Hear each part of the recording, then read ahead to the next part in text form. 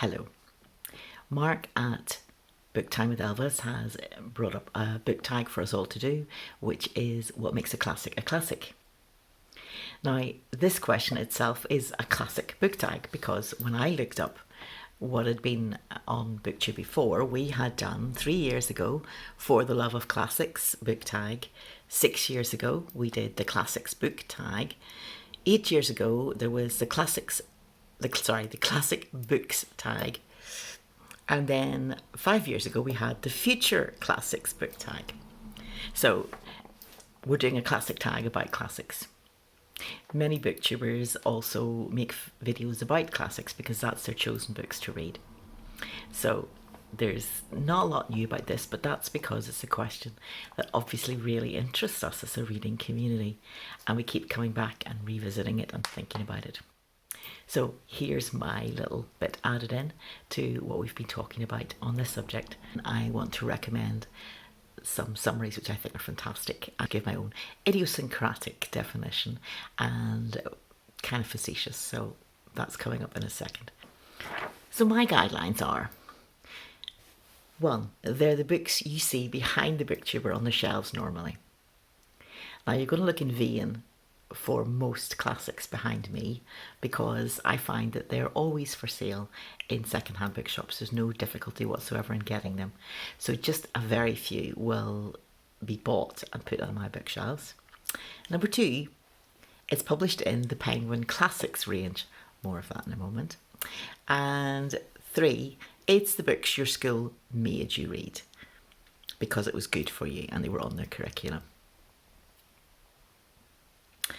And thinking about this idea that they're about universal themes, I thought, well, what about boredom? Have you read a book that is about boredom? Not a book that bores you, but a book that is actually about boredom. And I want to recommend a good radio programme, which is Hancock's Half Hour, very classic, made in the 1950s on BBC Radio, so you can still hear episodes on BBC iPlayer if you live in the UK and you have a television licence. And there was one particular which has gone down in fame, which is called Sunday Afternoon at Home, and it's in series 5 of Hancock's Half Hour. And you can listen to it, and it's about people being bored on a Sunday afternoon. And they've just had lunch, and there's the most wonderful line in it where Hancock, who is always complaining about everything, complains about the meal that somebody else has cooked for him with this immortal line, which I love. Quote, "I thought my mother was a bad cook, but at least her gravy used to move about." And of course, as we know, it's easy to criticise the making of a meal and what it's like until you go to make it yourself.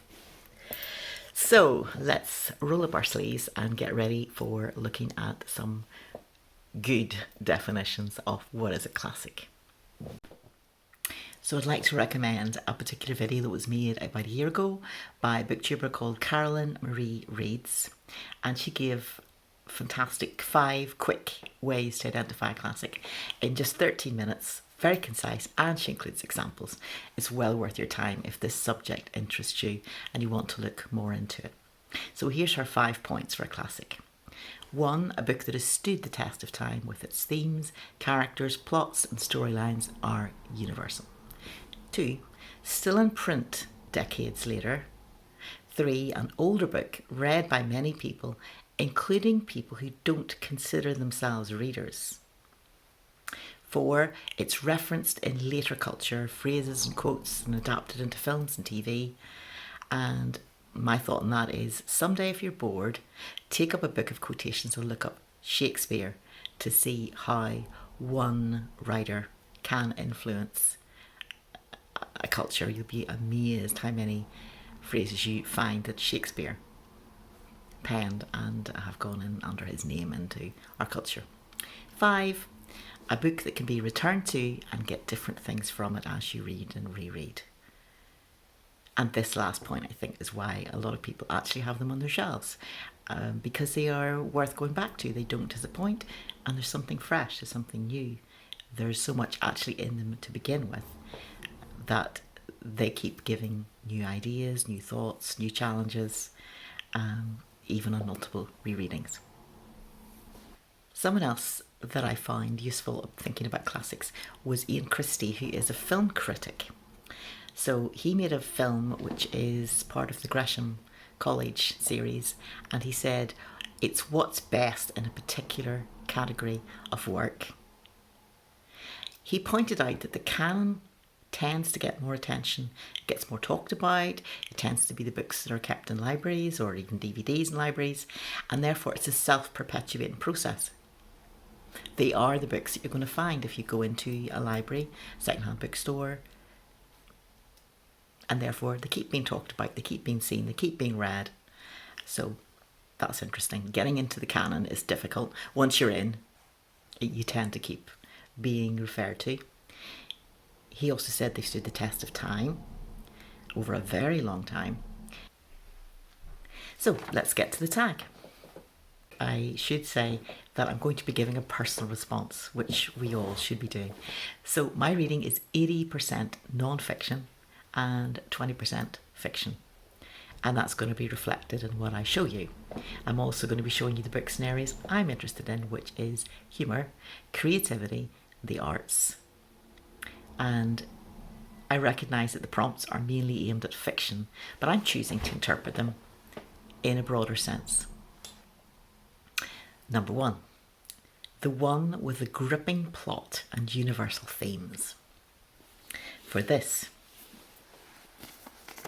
I have got E.F. Benson, The Complete Map of Lucia. It is power struggles. It's specifically power struggles in the culture of a small village in England, but power struggles are universal, and you can just expand the theme and say, well, what if it's not just two women who want to be on the controlling committees of different things, but it's actually two politicians or two military commanders, or you can stretch it out to leaders of industry. But this is gripping, universal, Map and Lucia, and I love it because of the humour as well. Also, I want to put in this book, The Very Hungry Caterpillar, because of course classics can be children's books, and if you're looking for a book that combines pictures and story, then you're probably going to be looking at children's books or graphic novels, which of course are more oriented towards adults now, and it would be a shame to miss out the children's books. And if you look at it quickly, you can see why. Universal theme, growing, eating, beautifully collaged, and with pages that you can actually stick your finger through. Just the size, unfortunately, for a kiddie's finger, so it doesn't really help for adults, but a classic book. And this is done by Eric Carle. You've probably got it in your house, or you've read it yourself somewhere or other. And it's just one that's delightful to read, and to read with your kids as well. Now, 2, a prompt is for the subversive one. I'm going to show you Germaine Greer. Very classic, very era defining. I haven't read the whole of the book, but the bits that I have read are very salutary, very challenging. And she reveals a great deal of inherent misogyny.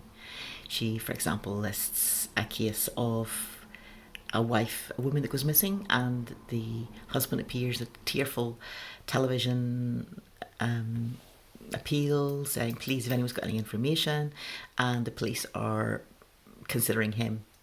And sadly, yes, he turned out to be the person who had killed the woman, but he was appeared in public, appearing to be sad. And I think it's worth reading. It is pulling a veil back from politeness and niceness and just saying, let me give you some statistics, let me say what the experts who deal with problems that women suffer from are saying.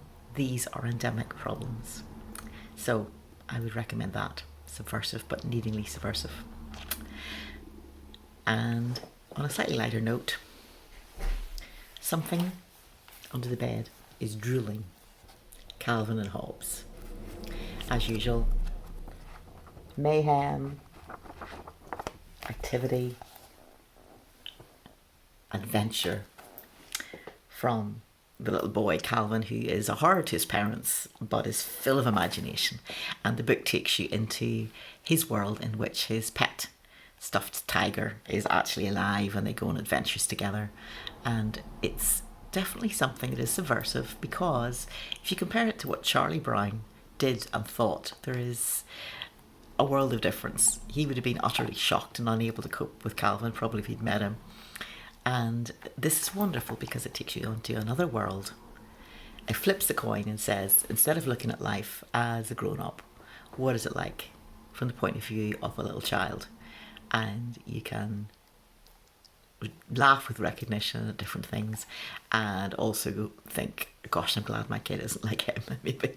But they're funny and entertaining. Another final subversive, because it's maybe possibly subversive to use 3 books instead of 1 for each. But anyway, this one is worthy of mention, worthy of reading. How to Be an Artist by Jerry Saltz. Now, Jerry Saltz is a senior art critic on the New York Times with his wife, Roberta Smith. And this book is just so practical, so it's like a breath of fresh air, and it is saying things. I'm going to have to read you a little bit of the titles because they are just wonderful. Step 1, you're a total amateur. And he takes you through things that say, look hard, look openly, there are no wasted days, find your own voice, then exaggerate it.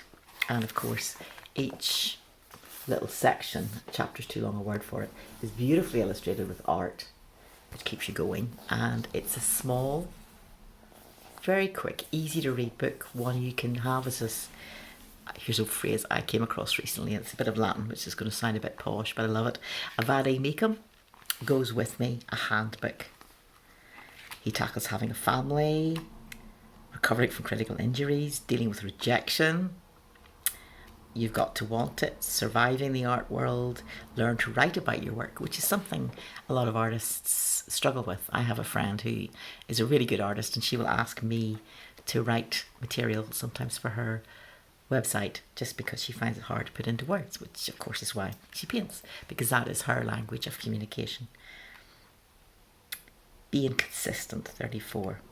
Here's some exercises as well, and all round fabulous book for anyone who is an artist, thinks of being an artist, or looks down upon artists and thinks it's just an easy job. Recommend this. Subversive in the sense that it's a clean, clear, new way of thinking about things, and it doesn't necessarily match the older ones. Now we come to the one which I don't have a book for. It is a classic. It is the one which defines a time and a place, and for me it is Wuthering Heights. And here's why. It's a tale of mystery and of a possible ghost visiting and so forth, and it's set in the moors, written by one of the Brontes, of course. But the reason it's a time and a place is not just that it defines a time and a place in England on a moor, but that for me it defines a time and a place. It was an experience to read it. And what happened was, I read it on what was literally a dark and stormy night. I know that's a cliche as the start of a book. It was a dark and stormy night, and Snoopy's always typing that in his little typewriter in Charlie Brown. But it happened to be, I was awake, it was a stormy night, I started to read the book, and I was reading about the face or the voice at the window and all this, and there was thunder, there was literally thunder rolling in the background and storm, and I stayed awake until I'd read the book all the way through. Fortunately, I'm a fast reader, but the weather was just so utterly perfect, and I was on my own, I was much younger, and just in my own bedroom reading it with a storm happening outside. And to be honest, I haven't gone back to reread it, because it was such a perfect way to encounter the book, and the weather matched beautifully in the location. So yeah, That's one I don't have to show you because I haven't bought it to reread. Prompt 5. The ones with the archetypal characters. So I've asked myself, who are the archetypal characters? And I went to look at Masterclass. That's the company that produces lots and lots of online recorded videos that you can download from well-known practitioners, whatever you want to find out about. And of course, there are some writers. So here are the archetypal characters that, according to their website, you would expect to find in a classic book. You have lover, hero, magician, outlaw, explorer, the sage, the innocent, the creator, the ruler, the caregiver, everyman, and the jester. And I have found those in a surprising book.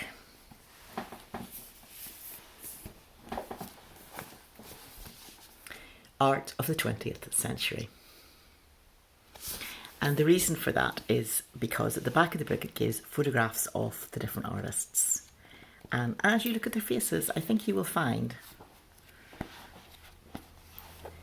that there are lots of people who look like lovers, heroes, magicians, outlaws, explorers, sages, innocents, creators, rulers, caregivers, everyman, jesters, and everything in between. In fact, a book like that is the kind of thing that could give you ideas as a writer if you're looking for new characters for your stories, is just look at the photograph of an author, or a painter rather in this case, and find a character idea. What is their life story? How could they be? What would they be like in so many different situations? And also, another place where you can find pictures that for me inspire are Penguin, who've put together a box of modern classics. That's what they actually call it, what it says in the tin, so to speak. And here are the people that are featured, the different artists. And I thought I was fairly well read until I came across their name list, and I went, yes, no, no, yes, no, no. And so it went on. It was really quite... It's here on the side. Let me see if I can hold it up for you there. I'll try and put the names on the screen to let you play the game of, do you know this person really?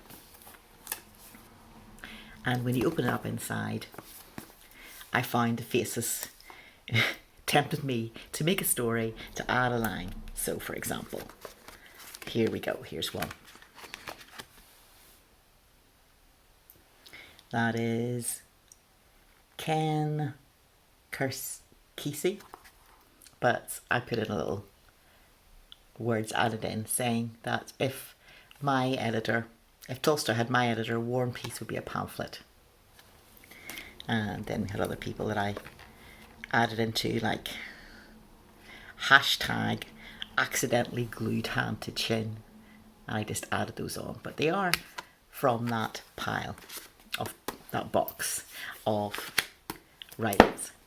And I actually began to make a game out of it, and maybe someday I'll make that video and show it. If you're interested, let me know. But those are places where I find faces of characters that are so telling you can imagine what they are. Now, the book that's a complete one-off.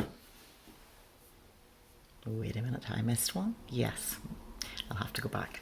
For number 4, the complex, groundbreaking one. It's a spiritual classic.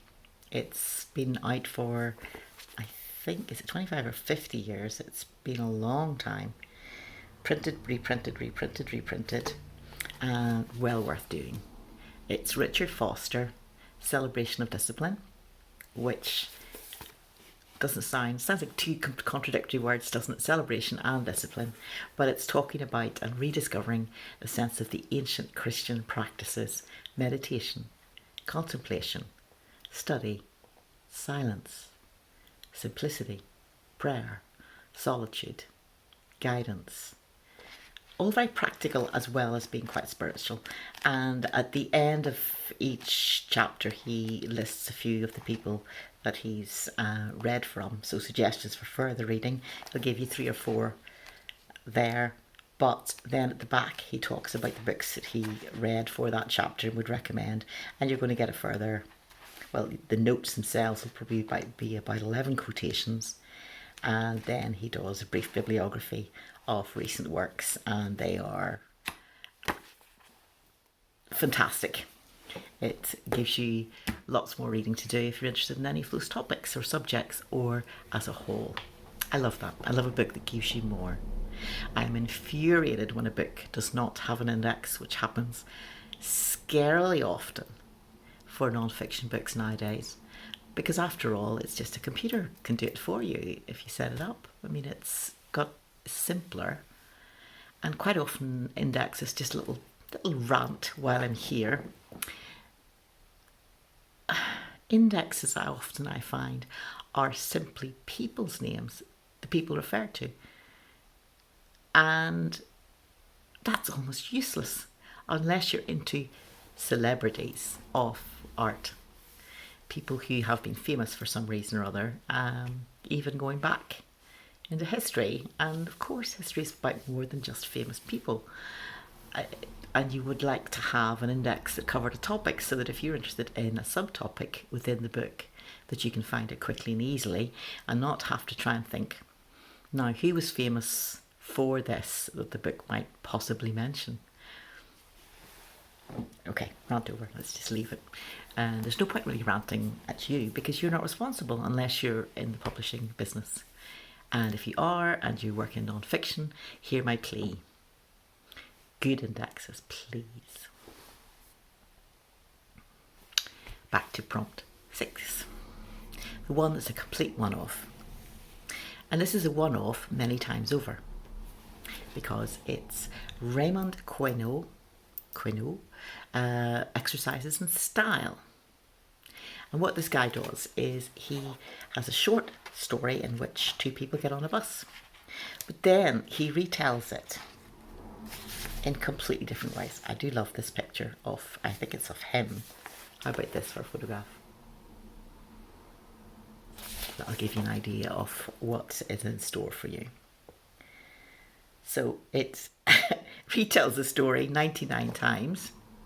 2 men getting on a bus, employing different things. I'm just reading from the back here. Employing the sonnet, the Alexandrine. He puts it into poetry. The French, also Cockney. And there's opera English. And it first appeared in French in 1947. So it's a classic in terms of time as well as everything else. And it led to Queneau's election to the highly prestigious Académie Goncourt. It's virtuoso, that is true. It really is. It's like musical variations but done with words. So he's got a biased, awkward, parachesis. Jesus. So that is Cockney,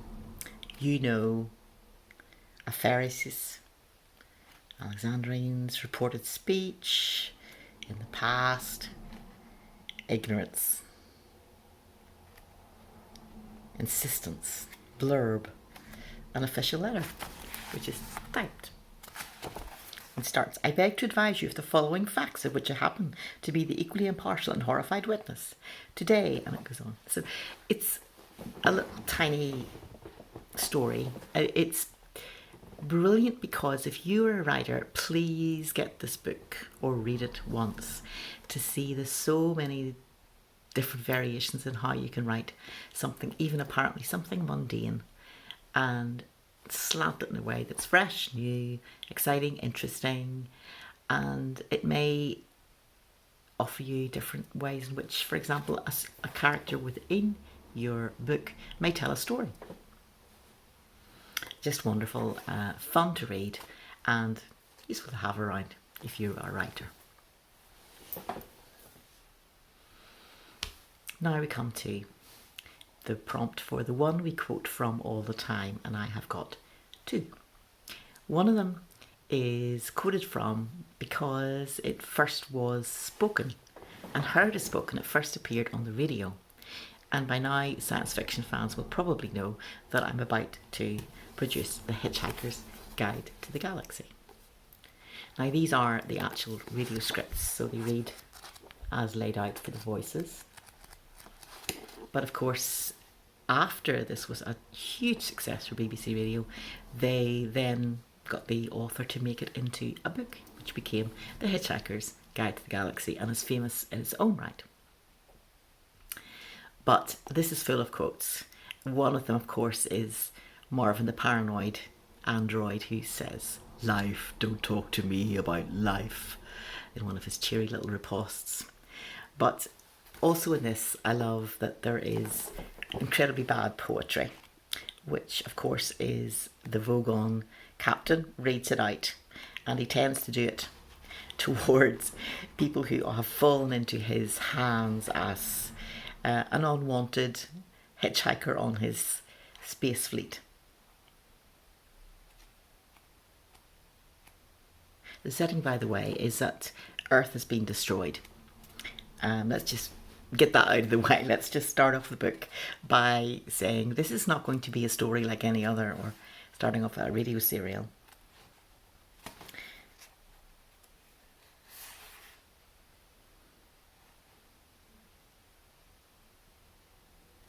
Vogon poetry is, of course, the third worst in the universe. The second worst is that of the Asgoths of Krea.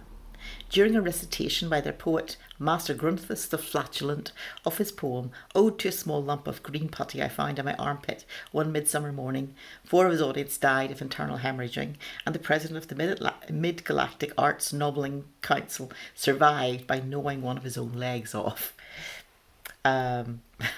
So anyway, there we go. But the poem that I remember and the quotation is the Vogon captain's poetry. "O Freddle Grunt Blugly, thy micturations are to me as plurdle gabble blotchets in a lurgid bee." And so it was all. So that's a fun quotation. But the book, the non-fiction book that I am constantly referring to, quoting from, is The Artist's Way. This is a classic book. It has been printed and reprinted. There are endless variations. For example, it's been redone to do with different age groups. So you've got it for teens or for... Oops, I've just kicked the camera there. That was not an earthquake. Or also for older people. And it's just fantastic. Its subtitle is correct: A Course in Discovering and Recovering Your Creative Self. It's by Julia Cameron. I read it many years ago and obviously bought my own copy, but it is it is a workbook. It is a course. You read it, and one of the things that is very quotable from it is morning pages. And how often have you heard somebody talk about doing their morning pages? It came from this book, and it's that idea of sitting down first thing in the morning and writing several pages that are just a stream of consciousness. Banal, anything else that comes to mind, even nothing comes to mind, you could sit and write that. And eventually you would start to find words coming. You just keep writing. And it's a superb exercise for anyone who is creative, wants to be creative. It's a great way to get your mind going first thing in the morning. So, Julia Cameron, The Artist's Way, totally recommend it.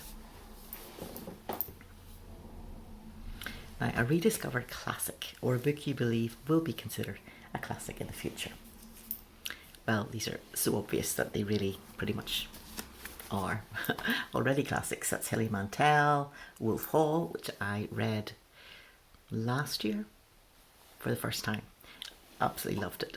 And I immediately saw why everybody was so excited about it.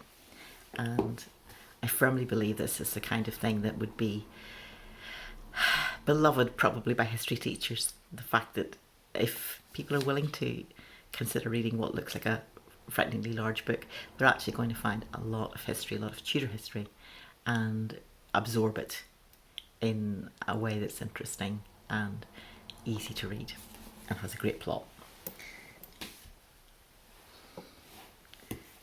Classic. This really is a modern classic. Ray Bradbury, Fahrenheit 451. which is about a time in the future whenever books are seen as dangerous, carrying dangerous ideas, and they are so subversive that people's libraries are burnt. They are burnt. They are forced to give up this habit.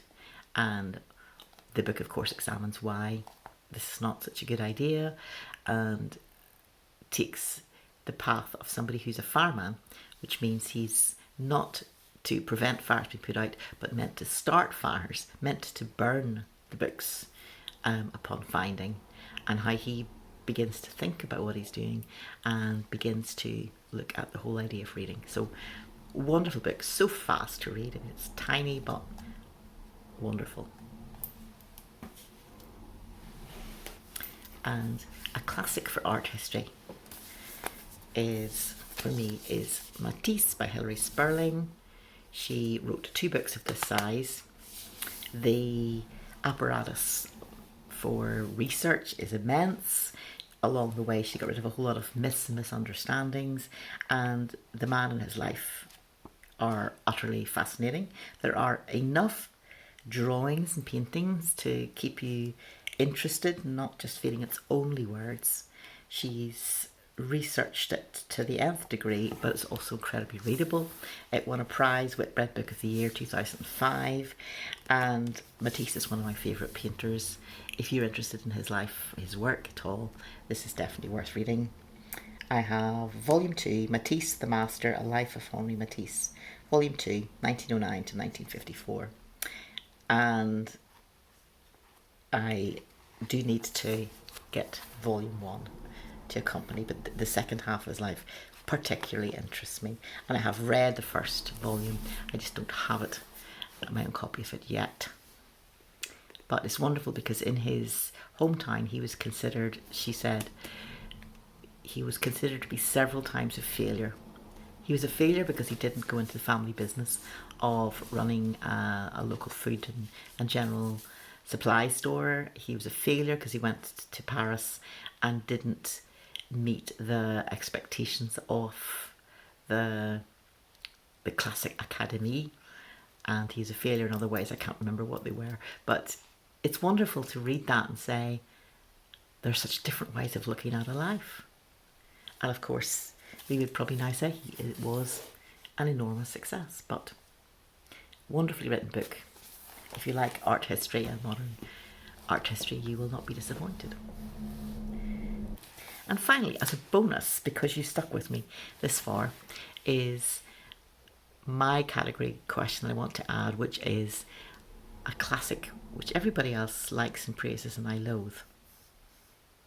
I would like to hear what yours are. Maybe you could put those in the comments below. But mine is something that is often trumpeted as one of the great American novels, if not the great American novel. ... You're probably thinking about it. It's The Great Gatsby by F. Scott Fitzgerald. Now, I wonder if having the word great in the title is a help towards it being considered. But I read it once. I disliked it. I felt the story was quite weak and the characters were all pretty horrendous, and I begrudged spending time with them. And because it's so famous, so much has been written about it, it's been praised so highly, I gave it another go and read it and was as much disappointed, if not even more so. And therefore, that is my classic. I loathe. I just didn't feel that it developed, the characters didn't develop, and there was...